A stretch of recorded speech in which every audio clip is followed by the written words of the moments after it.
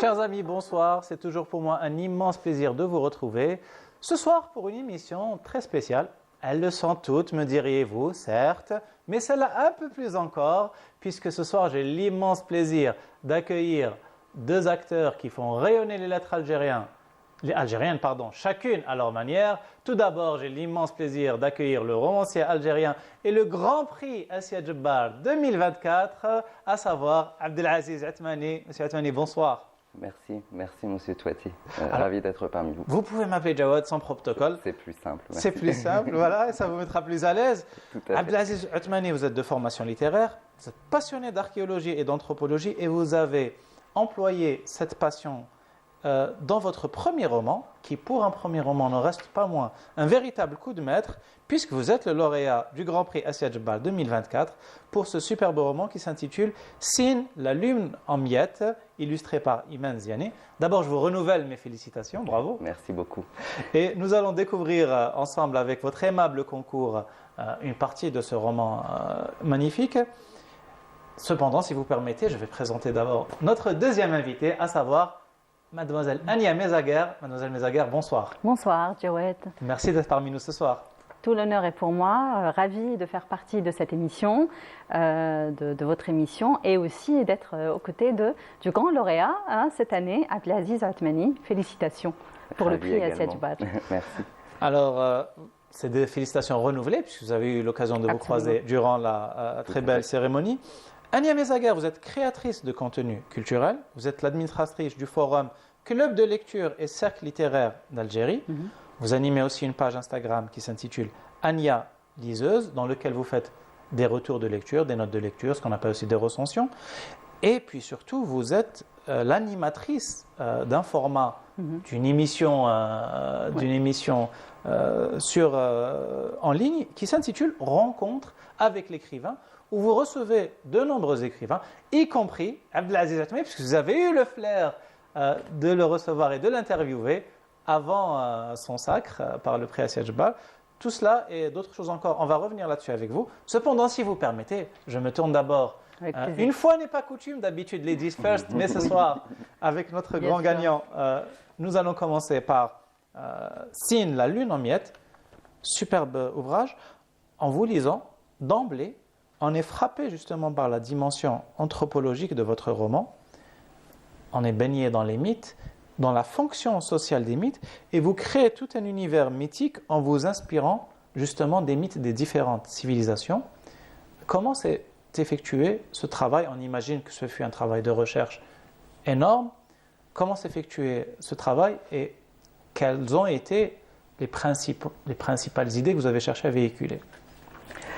Alors, pour commencer, en fait, j'avais eu une idée comme ça à la base. Je suis un fervent lecteur de littérature de l'imaginaire, qui est souvent, quasiment totalement dominée d'ailleurs par les cultures occidentales.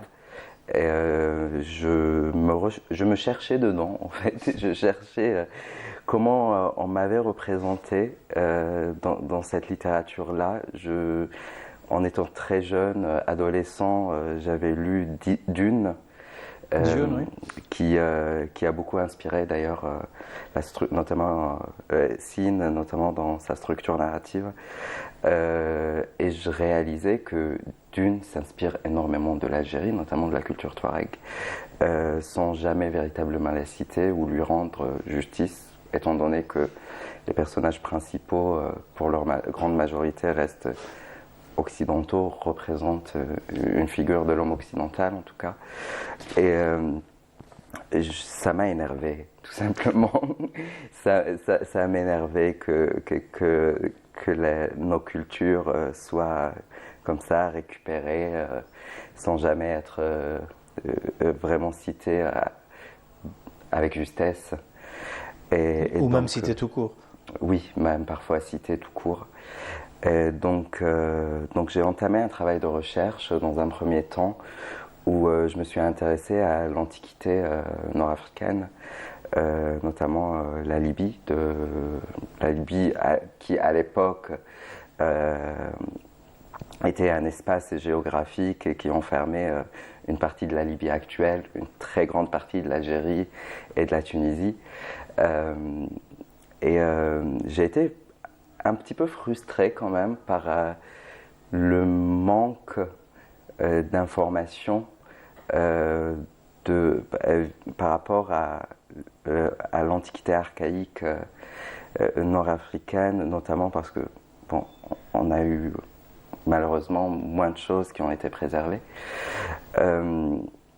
Donc je me suis baladé un petit peu partout dans le monde, notamment le monde oriental surtout, l'Afrique de l'Ouest aussi, dans mes recherches, et j'ai constaté que l'origine de toutes les cultures, de Sumer, de Babylone, de celles qui ont fait l'Irak, la Perse, etc., sont des origines communes à l'Afrique du Nord, donc les origines de la langue, de la famille de langues par exemple chamito-sémitique, qui renferme à la fois l'amazigh, l'arabe, le syriaque, l'arménien, etc., etc. Et donc je me suis dit, tiens, c'est... voilà un fil conducteur. Voilà un fil conducteur, en fait. On est une culture commune, l'essence est commune, donc allons exploiter cela. Et j'ai commencé à m'intéresser à la culture sumérienne, babylonienne, assyrienne, toujours en gardant à l'esprit le fait que ces cultures voyageaient, échangeaient énormément et que donc s'influençaient. Et voilà, à partir de là, j'ai fait 1 an de recherche au total en archéologie, en lisant de la littérature scientifique, d'archéologie, d'anthropologie, sociologie, etc. Ce qui est merveilleux aujourd'hui, c'est que les spécialistes travaillent tous ensemble, et non pas pour essayer d'avoir les clés de l'époque, mais de ces époques-là, d'essayer de savoir quelles sont les dates clés plutôt, mais pour véritablement essayer de comprendre comment les sociétés fonctionnaient, quel était le quotidien des différents individus et comment tout cela s'organisait. Donc on a beaucoup de ressources, notamment en Irak, le climat étant très favorable pour préserver, étant très sec, donc très favorable pour préserver des tablettes d'argile à l'écriture cunéiforme, et on a des choses qui, moi, me fascinent. Je suis davantage fasciné par une tablette où un commerçant tenait ses comptes oui. que par les très grands édifices qu'on voit aujourd'hui et dont on sait pas toujours, dont on ne connaît pas toujours l'usage en fait. Et donc là, la tablette, elle est parlante, elle nous parle du quotidien d'un individu, parfois il y a son nom, sa signature, et on peut très bien se plonger dans cet univers-là. Et donc j'ai voulu rendre cet univers vivant, redonner vie à ce monde de l'Antiquité, donc toujours archaïque, précisé, qui se situe 2000 ans à 1200 ans environ avant Jésus-Christ. Et donc voilà. Vous y parvenez à merveille, et notamment justement en investissant tous ces travaux de recherche. Chaque personnage, chaque lieu, chaque nom porte un référent historique, notamment vos 3 personnages principaux. On va éviter trop de dire d'où vient Hevel, etc. Mais cependant, il y a les 3 personnages principaux, Hevel, Samouramat et Zimri. Oui. Je vous laisse en dire plus, notamment sur l'étymologie de leurs noms et la fonction qu'ils remplissent dans le roman, les idées qu'ils portent, leur philosophie. Tout à fait. Alors, il y a Hevel qui est un nom extrêmement ancien, aussi ancien que le monde en réalité, parce que c'est ce qui va donner Adam en arabe, Adam en latin, en français. Hevel, c'est un prénom très intéressant parce que son étymologie vient du souffle, tout simplement. Hevel, c'est le souffle de vie. C'est le souffle de... En fait, pour préciser, il donne à la fois Adam et il donnera aussi Abel. Et Abel, c'est dans les trois récits grandes religieux. religions monothéistes, c'est celui qui se fait tuer par son frère Caïn. Caïn, oui. Donc il donnera Adam qui est le père de toute l'humanité et Abel qui est le souffle court quelque part dans son étymologie très ancienne araméenne. Et du coup, cette thématique des jumeaux aussi fait écho dans votre... Dans cette dualité, le rapport du jumeau qui est tantôt jumeau, tantôt double dans le roman. On ne sait pas véritablement si Evel et Eziel sont des jumeaux naturels ou une forme d'abomination. Ensuite, il y a le personnage de Zimri qui porte le nom... Qui est son frère, on va dire, adoptif, quelque part. Qui est son frère d'âme, voilà. Son frère adoptif avec qui il grandit, qui porte le nom d'un ancien roi assyrien. Il me semble bien, si je n'ai pas oublié de détails. Et donc, c'est un roi avec un destin assez particulier. Je voulais... chaque personnage, à chaque fois que je cherchais le nom pour un personnage, j'essayais de lui insuffler une forme de destin qui aurait véritablement existé. Je suis très... je crois en le pouvoir du prénom. On ne porte pas un prénom par hasard. Il influe sur notre parcours et sur qui nous sommes. Et je crois qu'en effet, ça... très bien fonctionné sur mes personnages parce que au bout d'un moment, je n'étais plus que le conteur qui rapportait leur parcours et qui ils étaient. Qui se sont animés d'une vie propre. Oui, tout à fait, parce que je suis obligé quand même de respecter, en essayant d'être le plus fidèle possible à une logique, un comportement humain, une psychologie du personnage que j'ai tenté de rendre complexe, enfin j'espère que j'ai réussi. Et, certes. Je vous remercie. Et donc, il nous reste Samour Hamad. Il nous reste Samour Hamad qui est la seule femme à avoir gouverné la Syrie. On ne connaît pas grand-chose d'elle. En tout cas, on sait qu'elle a eu un fils qui a hérité du royaume de la Syrie et elle a dû gouverner à sa place jusqu'à sa majorité qui devait être de 14 ans à l'époque. Donc elle a gouverné pendant plusieurs années. Maintenant, on peut aller à la philosophie que chaque personnage porte. Pour moi, Evel est un personnage qui questionne l'éthique et la morale tout le long de son parcours. Ça reste quand même un roman d'aventure, hein. Ce n'est pas une thèse philosophique. Mais, ça dépend du niveau de lecture. Ça dépend certes, du niveau de lecture. C'est plein de péripéties, c'est passionnant, c'est un page-turner, comme on a coutume de dire à présent. Oui. Néanmoins, pour un lecteur, disons, plus attentif et plus avisé, il y a énormément de questionnements. J'espère qu'on aura le temps d'en aborder quelques-uns. Tout à fait. Donc, Evel, lui, questionne l'éthique et remet en question... Evel questionne l'éthique parce que je ne veux pas trop en révéler aux téléspectateurs, mais Evel se retrouve dans une position où il a un énorme pouvoir. Par moments, il doute et il a le sentiment de peut-être pas y arriver. Voire de ne pas être légitime. De ne pas être légitime, oui. Et à partir de là se pose la question de la responsabilité, des valeurs qu'il a envie de défendre, et du fait que est-ce qu'il doit se laisser porter par moments par les événements, est-ce que il doit faire corps aussi avec les institutions ou est-ce que... Tout à fait. Est-ce que il pourra ne pas se trahir, ne pas trahir ses valeurs, tout en réussissant à à sauvegarder ce Oui, qu'il a à reçu composer comme avec les héritage. rapports de Tout à fait. force, notamment Tout à fait. entre les alifs, qui sont un peu les notables ou les oligarques Les de oligarques. Kilugal. Voilà.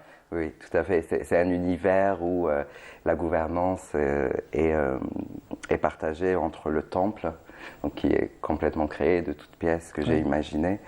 Avec et les des lames à sa tête. Oui. Tout à fait. Et des oligarques qui sont là pour, avant tout, sauvegarder leurs intérêts. Certes, que vous appelez les alifs. Oui, tout à fait. Alif par rapport à la première lettre de Voilà, l'alphabet. qui sont Donc, comme étant... Les prépondérants, Voilà. pour citer Tout à fait. l'écrivain tunisien. Tout à fait. Et donc, Quid de Samour Amat? alors, Samour Amat, c'est un personnage qui m'a été difficile à approcher, tellement j'avais l'impression d'être un peu en lutte, moi, en tant qu'auteur, face à un personnage avec énormément de force et de volonté. C'est un personnage que j'avais peur de trahir, vraiment, qui a rendu l'écriture du roman très difficile, parce que sa personnalité s'impose. Ouais, c'est une frondeuse, Oui. comme Ania Mezaga, qu'on va découvrir aussi. Oui, tout à fait. Et puis,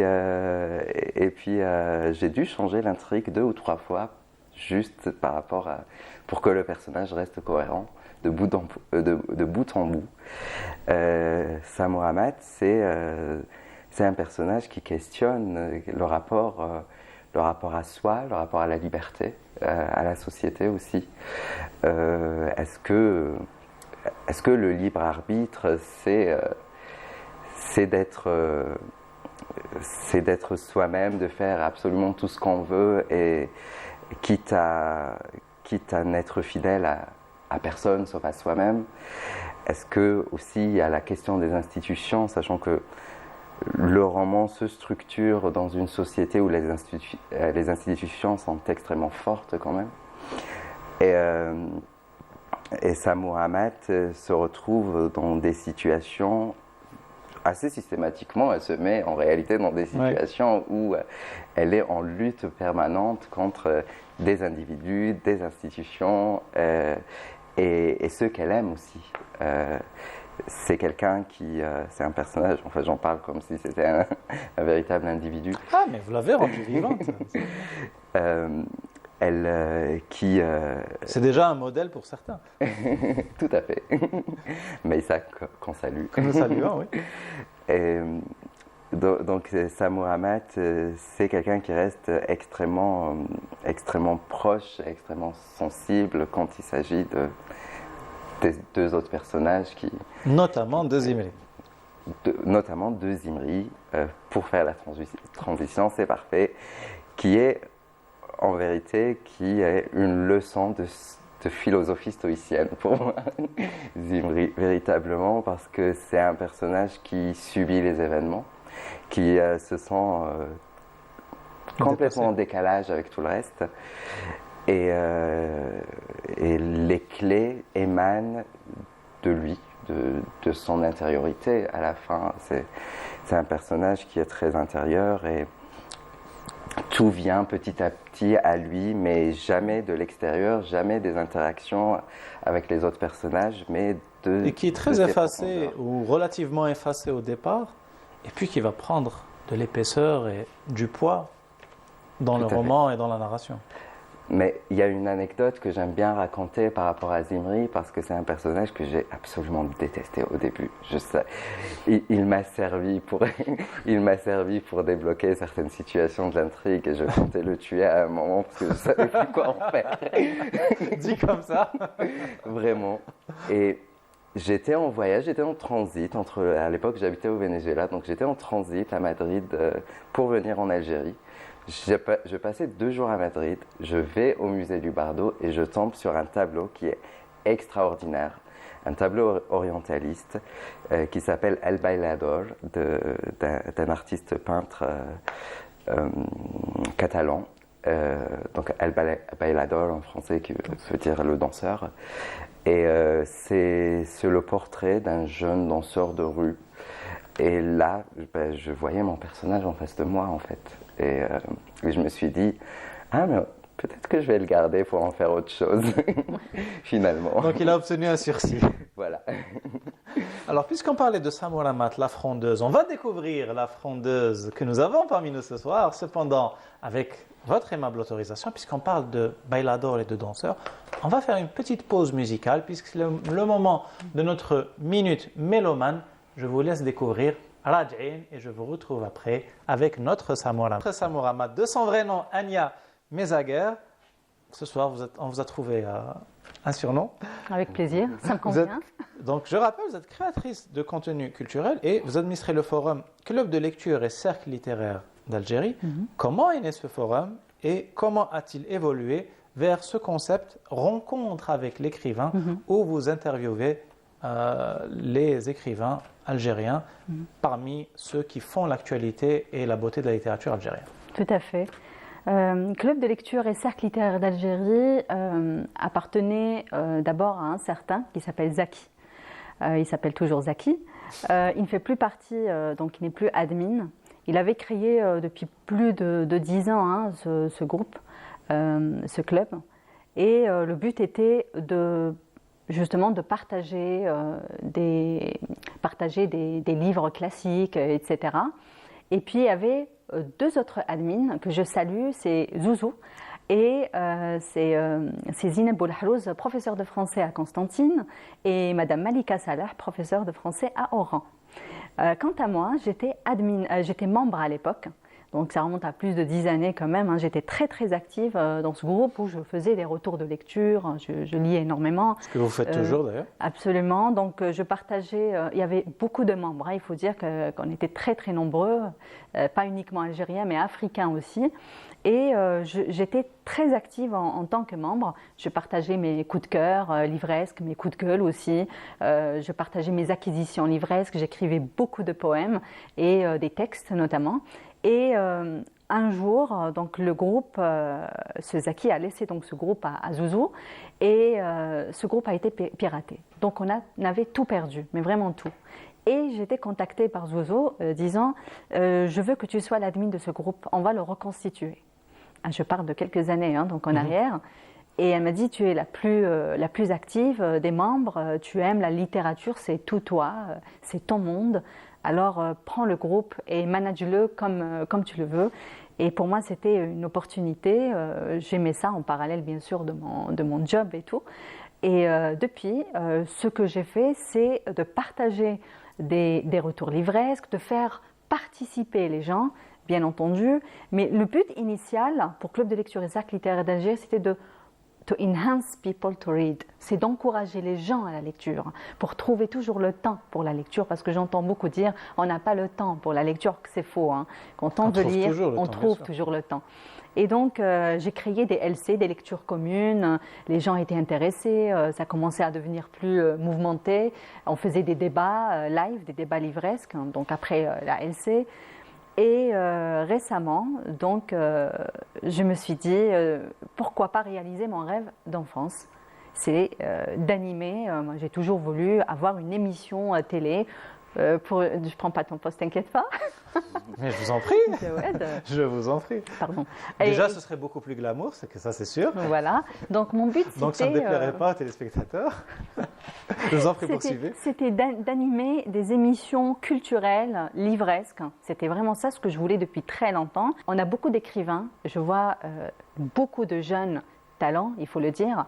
Mais il n'y a que les personnes qui reviennent souvent, les écrivains qui reviennent souvent, ils sont connus. On sait très bien qu'ils sont, il y a des émissions de télé, il y a des émissions de radio, certes, mais généralement, c'est les plus connus qui passent le plus souvent. C'est ma perception de la chose.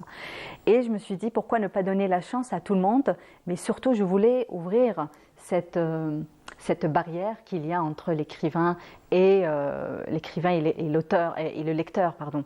Donc c'est vrai qu'avant on disait, on voyait le livre, c'était sacré à l'époque classique, le livre, on voyait le nom de l'auteur, de l'écrivain, on connaissait que de nom. Mais on ne connaît pas, c'est pas ouvert au public et il n'y avait pas des rencontres littéraires, etc. Donc moi je voulais que ça soit comme en Europe.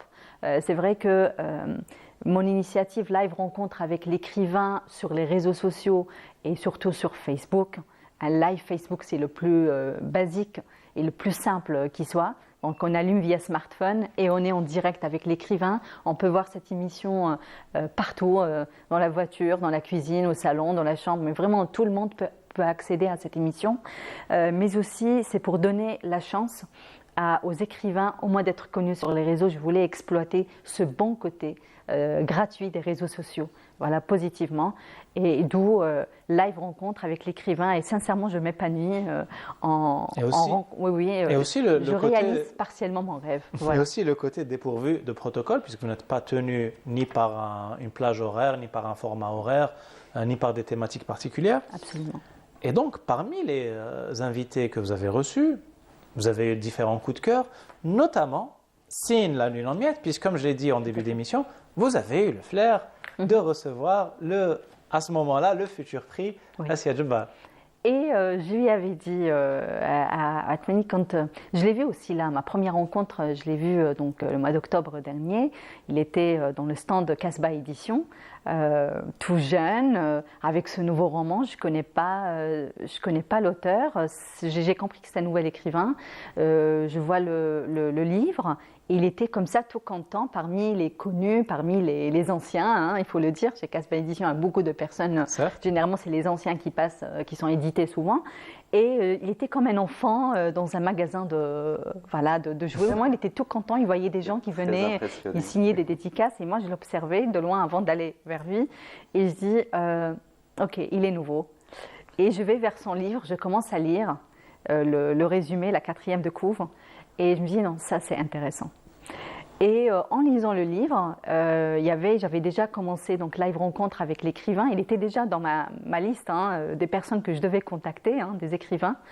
Et il m'avait contacté lui premier, qui était intéressé par cette initiative. Et il m'a même félicité, il m'a encouragé. Et merci Abdelaziz. Et voilà, donc là, en lisant son livre, je me suis dit, ça c'est un talent et ça mérite quelque chose quand même. Pour ne pas dire un prix, moi, je ne voyais pas comme ça un prix à Assia Djebbar, mais je dis non mais ça mérite quelque chose. Et voilà, je voyais le niveau, déjà le style d'écriture. Après, je ne sais pas si je dois parler du bouquin, de ce que je pense réellement de son bouquin. On va y arriver. D'abord, si vous permettez, on va creuser avec l'auteur quelques autres thématiques qu'il a abordées.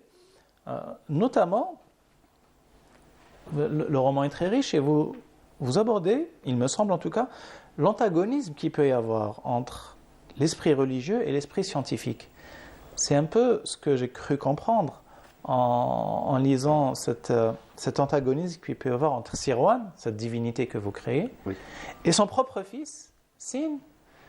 Et plus les hommes s'intéressent à Sin, qui représente un peu la lumière, la science, et plus ils oublient Sirwan, qui représente un peu la religion originelle, le mythe d'origine. D'où le fait que par jalousie, il va le frapper d'oubli et il va le transformer en Shadavar, cet animal mythique que vous reprenez à votre tour. Tout à fait. Tout à fait. Le Shadavar est une espèce de... c'est un animal qui vient de la mythologie persane. Certes, oui. C'est une espèce de licorne qui se situe entre la chèvre et la gazelle, qui est carnivore avec plusieurs rangées de dents très acérées et qui est généralement assez laid comme animal. Donc, est perçu négativement dans la mythologie. Perçu négativement, oui. Généralement, ceux qui le voient ne survivent pas très longtemps après. Il a notamment une corne qui est trouée et quand il y a du vent, elle joue une musique qui attire ses proies. J'ai voulu reprendre cet animal pour dire aussi, je trouvais l'animal assez marrant, assez intéressant et je me suis dit pourquoi pas ne pas l'exploiter. Et j'ai trouvé que c'était une manière aussi de dire, toujours dans cet engagement de revaloriser le mythe oriental, de dire, ah voilà, c'est intéressant de dire que même la figure de la licorne existe un peu partout dans le monde et évolue, se mute en fonction de la société où elle est représentée. Pour revenir à votre question, oui, il y a cette dualité, il y a cette tension qui est permanente entre les deux divinités, qui est Sirwan, qui est une divinité archaïque, un petit peu du début du monde. Oui, on pense un peu à Chronos. Tout à fait, tout à fait. Un peu colérique, très impulsive, qui n'aime pas beaucoup les hommes, qui pense que c'est une erreur de les avoir créés. Ça représente pour moi en tout cas l'homme archaïque et son rapport à la nature qui lui était hostile. Sin arrive par la suite et prend de plus en plus de place dans le cœur des hommes, mais aussi dans le récit, parce que justement c'est une divinité qui représente une société qui est structurée, qui est administrée par différentes institutions, et elle représente aussi une volonté un petit peu plus, entre des gros guillemets, noble de l'homme de s'élever vers la connaissance et la compréhension du monde qui l'entoure. Donc on n'est plus dans une forme d'appréhension du monde, de l'hostilité, on n'est plus dans l'effroi, de la sécheresse. Oui, voilà, et des animaux sauvages qui peuvent nous être hostiles, mais l'homme commence à maîtriser son environnement et à le comprendre. L'homme qui maîtrise son environnement, qui le comprend et qui tente de se le représenter aussi. De se le représenter, tout à fait. Donc, je ne sais pas si ça répond à votre question. Parfaitement. Et d'ailleurs, en vous lisant, c'est mon tropisme en tout cas, impossible de ne pas penser à ce que disait Marx au sujet des mythes, à savoir que la famille céleste, lorsqu'il parle des divinités olympiennes ou autres, la famille céleste n'est que le reflet des structures terrestres, et les conflits entre les dieux n'est que le reflet des conflits humains et des transformations sociales qui condamnent les anciens mythes, mais en appellent de nouveaux.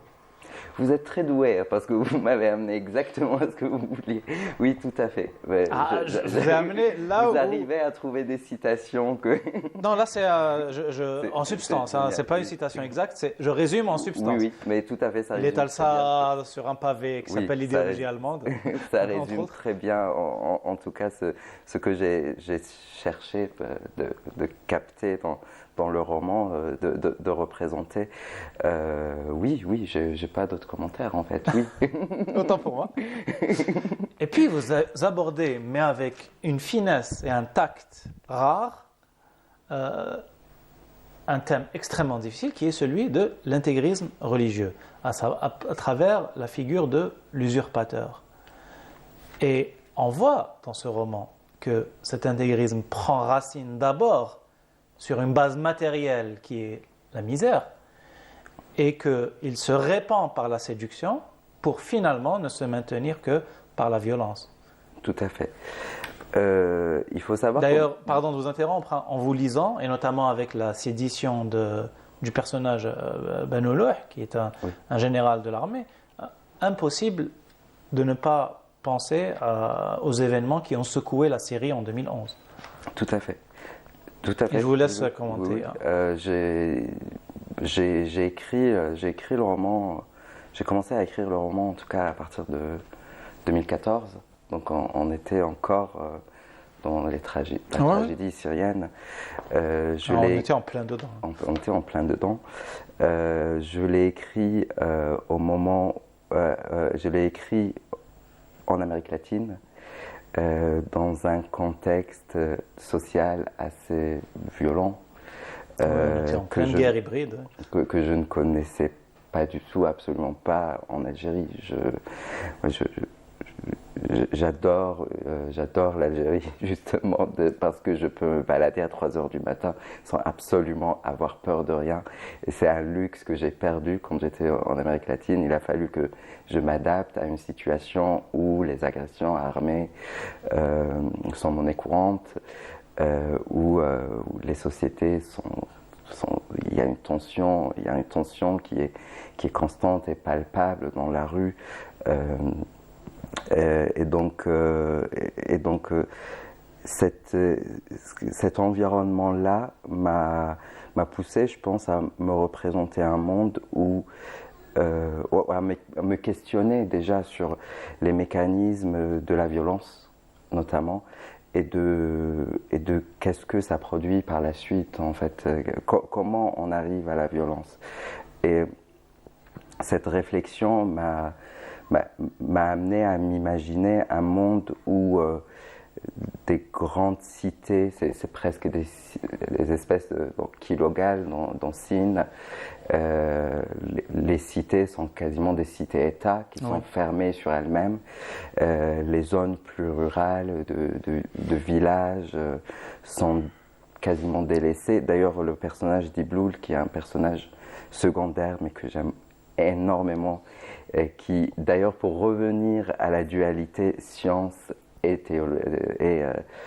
religion, Ibloul incarne parfaitement les deux. C'est le personnage qui est à la fois scientifique et religieux. Il incarne les deux et il incarne la sagesse des deux qui fusionnent en un seul personnage. Et, oui, l'immanence et l'abstraction. Tout à fait. Et donc dans cet univers que j'ai dans ces cités-États qui sont très tournées sur elles-mêmes, qui sont beaucoup dans l'intériorité, qui sont fermées aux autres. D'ailleurs, les portes se ferment par moments quand il y a un phénomène de migration qui se passe à l'intérieur du pays. Oui, il y a des résonances extrêmement modernes. Tout à fait. Dans ces cités-là, on profite, on jouit du luxe, de l'abondance, des belles étoffes. Le vêtement est extrêmement présent dans le roman, vous l'avez constaté. Oui. Les belles étoffes et de la nourriture abondante. Et les zones plus reculées, plus périphériques sont un petit peu laissées à l'abandon. L'usurpateur, va en premier lieu attirer des personnes qui vivent, des personnes vulnérables, pauvres, qui vivent dans le nord du pays, que j'ai imaginé comme étant l'espace le plus pauvre, le plus sec aussi du pays. Je parle toujours du pays imaginaire de Kilogal. Oui. Et donc voilà, ce mécanisme de la violence, de l'extrémisme prend racine dans la misère sociale et puis dans la tentative d'apporter une réponse un petit peu naïve, si on devait aller jusqu'au bout de cette réflexion, on dirait que il est nécessaire qu'il y ait plus de justice dans le monde, plus de justice sociale dans le monde pour éradiquer la violence. Parce que la violence est une réponse désespérée. Il ne faut pas oublier. C'est une réponse désespérée quand le langage ne peut plus exprimer la souffrance, quand plus personne on ne peut plus s'adresser à personne pour essayer de trouver une solution, quand généralement quand un individu ou un groupe a recours à la violence, c'est qu'il a recherché de nombreuses solutions auparavant. Et je crois que c'est peut-être une réponse générale et naïve, mais je pense que l'essentiel reste là. Certes. Alors vous parliez de vos personnages comme des êtres vivants, qui parfois mènent eux-mêmes leur vie autonome et vous n'en êtes que le scripteur et vous ne faites que la retranscrire. Or, pour nous aussi, lecteurs, ces personnages sont vivants et d'ailleurs, en vous lisant, vous créez une vraisemblance qui fait que nous sommes complètement happés par ce roman, quand bien même il y a des éléments fantastiques. Et vous parvenez à ce tour de force, notamment grâce à un procédé, à savoir des épigraphes que vous mettez dans chaque chapitre. Tout à fait. Vous créez carrément un livre religieux avec des extraits, etc. Et puis, et on va le découvrir avec notre livre de chevet, qui va être ce roman primé par le Grand Prix Assia Djebbar 2024. Vous prenez des extraits d'ouvrages supposément historiques, que vous avez inventés vous-même évidemment, et qui racontent quelque part, d'un certain point de vue académique, ce que vous êtes en train de narrer dans l'ouvrage. Alors on va prendre un exemple concret et on va développer sur cela, avant de revenir à un personnage bel et bien vivant qui est notre Samouramat de ce soir, Agnès Mezaguer. On se retrouve après le jingle pour notre livre de chevet. À tout de suite.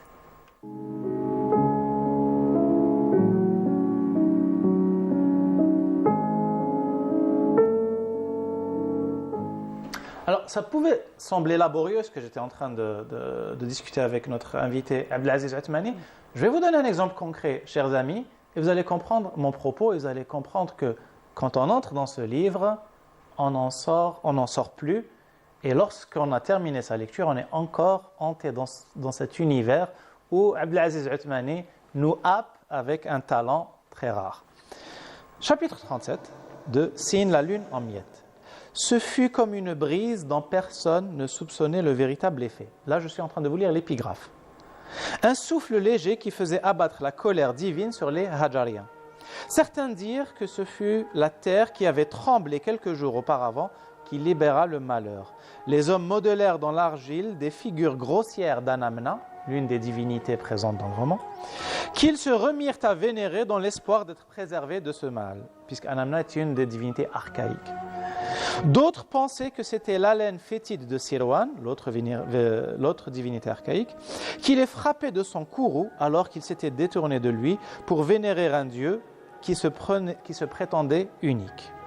Peu importe l'explication, les Hajariens tombèrent les uns à la suite des autres, la maladie n'épargnant ni vieil homme ni enfant, et en quelques semaines à peine, un tiers des habitants avaient péri dans les gémissements et la douleur.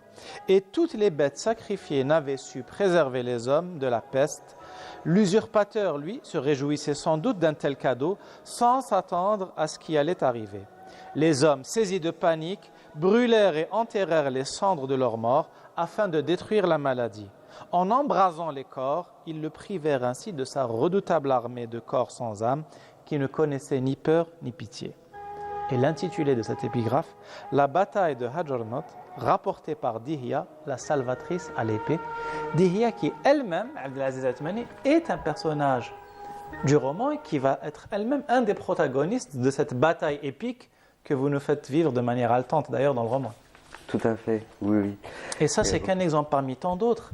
On retrouve des écrits d'Ibloul, Oui. ce personnage que j'aime érudit, beaucoup, énormément. voilà, et qui va nous faire la biographie de Hevel, justement, Oui. alors que nous sommes en train de la lire dans le roman. Et c'est cette polyphonie que vous réussissez à tisser, et c'est vraiment impressionnant, la maîtrise de cet univers de bout en bout, sans aucun couac, sans aucune incohérence. C'est vraiment ce qui est frappant dans ce roman. Tout à fait. Pour revenir à Dihya, c'est peut-être le seul personnage du héros classique dans le roman, disons, avec une évolution assez linéaire qui commence le roman par être une jeune fille sans beaucoup de prétention, qui devient victime par la suite des événements. Elle est vraiment... C'est le personnage qui me permet d'illustrer les événements aux yeux du lecteur, et puis qui prend l'épée, sachant que Hevel décide de ne pas faire, de ne pas prendre l'épée. Elle prend l'épée et elle va se battre. Et donc, dans la structure narrative, j'ai voulu explorer différents types du parcours du héros, allant du héros classique, donc de Dihya, à l'anti-héros par moment pour d'autres personnages. Donc, je ne révèle pas tout, en passant par un parcours très atypique qui est celui de Hevel, le personnage principal qui se refuse en fait, qui refuse le rôle de héros et va poursuivre une quête qui est autre. Et donc cette épigraphe est très intéressante et c'est un des moments clés du roman parce que l'usurpateur est en train de gagner la guerre. Certes. Et et il y a cette épigraphe qui arrive, et cette maladie. En fait, on croit que les jeux sont faits, il reste environ une centaine de pages Ouais. à lire. Et puis il y a cette maladie qui apparaît dans le pays, qui le prive de sa population, de son armée de morts, parce qu'il a la capacité d'animer des corps Sans vie. des corps sans vie. Et j'ai voulu aussi illustrer l'aspect parfois aléatoire de l'histoire. Parfois, des gens ont perdu la guerre pour des questions de climat, on connaît Oui. tous. Par exemple, Charles Quint, oui. Oui. Et j'avais envie d'intégrer cela dans le roman, tout en essayant, en fait, sur un roman de 500 pages quasiment, au bout d'un moment, on change de technique narrative aussi pour essayer de continuer à garder le souffle lecteur. épique. Oui, le lecteur, de ne pas l'ennuyer, de faire en sorte que le récit ne soit pas linéaire, en tout cas. Ce que j'ai tenté de faire. Voilà. Et vous le faites à merveille. Et ce n'est pas Ania Mezaguer qui va me contredire, puisque vous avez fait partie de ces coups de cœur. Justement, parlons de coups de cœur. Vous avez interviewé de nombreux auteurs de la scène culturelle algérienne. Parmi ces interviews, quels ont été les coups de cœur? Quels sont les auteurs et les ouvrages qui ont retenu le plus votre attention?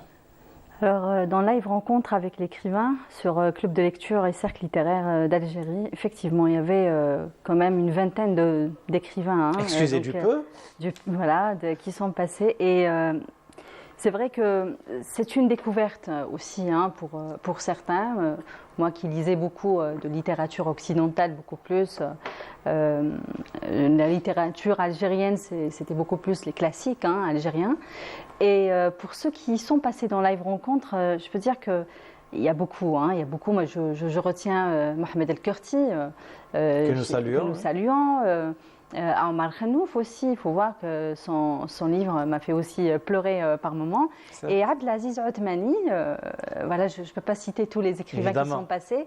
Abdelaziz Othmani, c'était un coup de cœur, effectivement, parce que je me suis dit, comment est-ce que un jeune qui écrit pour la première fois un roman pareil, il commence par une pavasse, il faut le dire, c'est un pavé. Donc pour arriver à ce stade-là, il faut déjà écrire. Donc lui, c'est déjà son premier. Et son livre m'a emmené sincèrement c'est du fantastique, on n'est pas dans notre monde, on voyage vers une autre ère. Mais en même temps, quand on lit, il y a toujours cette comparaison de lecture, est-ce que c'est du déjà vu ou pas? Et moi, automatiquement, et bizarrement, ça m'a emmené entre Amin Malouf, avec Kafar Yabda dans Le Rocher de Tagnos, et Éric Emmanuel Schmitt avec la spiritualité dans Milarpe. Et c'est ça en fait le voyage que j'ai retrouvé, l'autre monde que j'ai retrouvé dans le livre de Sin d'Abdelaziz Othmani. Donc vraiment c'est un coup de cœur, il faut le dire. Après, il y a d'autres, effectivement. Certes. Et encore une fois, félicitations, parce que moi, la question que j'avais, c'est que pour écrire une chose pareille, quand on lit Éric Emmanuel Schmitt, par exemple, qui écrit ce genre de livres, c'est des livres courts.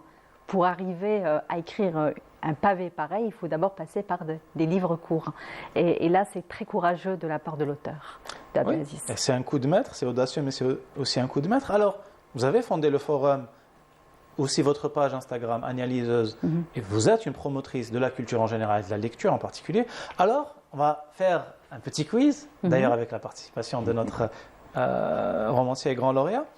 Si je devais me mettre à la lecture de romans, je n'ai jamais lu. Et là, vous êtes là à me tarauder, lisez, c'est bien, d'accord. Quel roman vous me recommanderiez en premier? Quel roman je vous recommanderais? Vous n'avez jamais lu, je dois demander aussi quel est le style, quel est votre préférence. Non, je n'ai jamais lu de roman et vous êtes là à me dire oui, ça va être une expérience transcendante et ça va bouleverser ma vie et ma vision du monde, d'accord? Moi, si vous n'avez jamais lu, je commence par conseiller des lectures feel good. On va dire commencer par Agatha Christie. Voilà, Les 10 petits nègres. C'est parfait. Agatha Christie, c'est voilà, ça. C'est light. C'est light et en même temps classique. Attention, hein, c'est entre les deux. Et on a envie de connaître. Il y a de suspense et tout ça. Donc commencez par Agatha Christie. Abdelaziz Atmani. Il y a deux romans qui se trouvent être deux romans britanniques. C'est Sa Majesté des Mouches qui m'avait secoué pour un roman pour enfants. C'est waouh. Et 1984. Orwell. George Orwell. George Orwell. Quel écrivain dois-je absolument découvrir, toutes affaires cessantes? Ah, alors algérien ou pas algérien ou... À votre guise. C'est vous la conseillère en oui. lecture. Oui, mais après, alors quel écrivain, c'est-à-dire découvrir la plume, hein, c'est ça, on parle Oui. de Toutes la... affaires cessantes. Genre, oh, tu connais pas, mais qu'est-ce que tu attends?